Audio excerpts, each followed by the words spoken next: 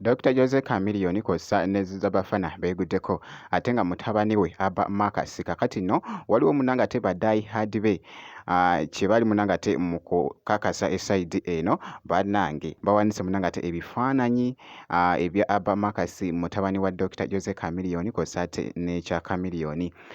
Maaso awo ngenda kubeera nga nkulagako ku Spice Diana kw'ossa ate ne Fikfa Maker bannange. Fikfa Maker abadde ku ssimu nga alina munnange ate gwayogera naye oba ani gw'abadde ayawukanye naye mu ddoboozi ly'abadde achallenginga. Wabula ky'olina okukola kusooka kulayikinga vidiyo kw'ossa ate n'okusubscribinga kasita obeera nga tonnaba.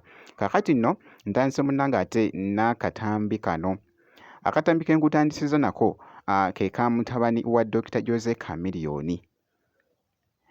Baddayi hard be babadde balina munnange ate be bakakasa bagamba bo bafiira ku Dr. Jose Chameleone na mwana we. Aba Marcus to the world.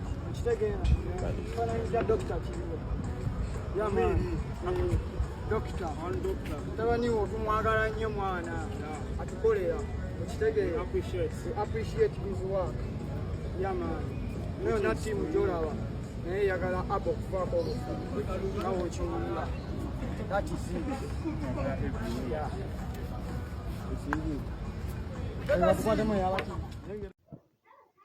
Nga boogezaako munnange ate okulaba mu katambi ako kabadde kafuuse munnange ate ettabbu ku baddayi adi ba Aba Marcus. Wabula nga ate ku sayidi y'emu Zabafana kw'ossa ate ne Dr. Jose Chameleone beeguddeko.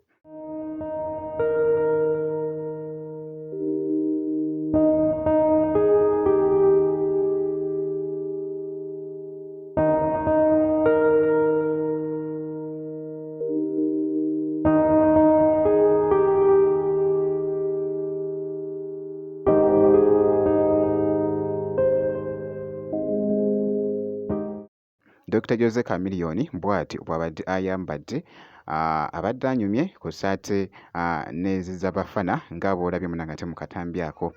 Wabula nga nkongeddeyoko Spice Diana abadde alina ekifo ky'atuukamu ne bamubuuza ne bamugamba Fikfa Maker aliwa n'abagamba bannange temunninze nakusooka ntuule mulyoke mumbuuze bannange kibadde mu katambi.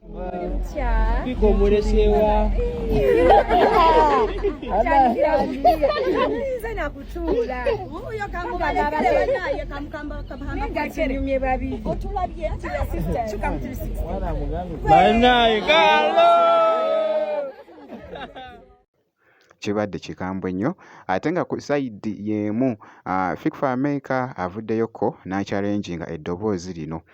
Ndabyeko akatambi kano kabadde kali mu kutambula wali munnange ate ku mukutu ogwa TikTok.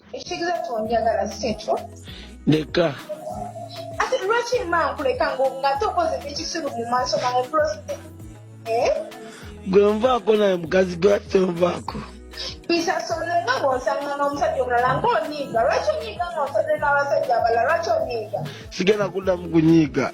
Ngamba nti no tukite ngamba kigambo kimu nti no shiba tukite ekyange naawe it's fine. Shiba tukitendeka bw'ogambye fine. Kale Wabula toddamu kwogera nange, toddamu kunkuba, sigenda kuddamu kukkula. Essimu yo gisimule mu simu yange, essimu yo gisimule mu simu yange. gisimule Kimala. Ekimeme kipatwa zonjogeza French mu patwa. Nga boogezaako okulaba so weebityo munnange ate bwe bitambudde naako akatambi ka Spice Diana ky'olina okukola kusigala nga weekuumidde ku Jaminat Yugi. Ebisigadde byonna tujja kubeera nga tubikutuusaako kasita obeera ng'osubscribinze.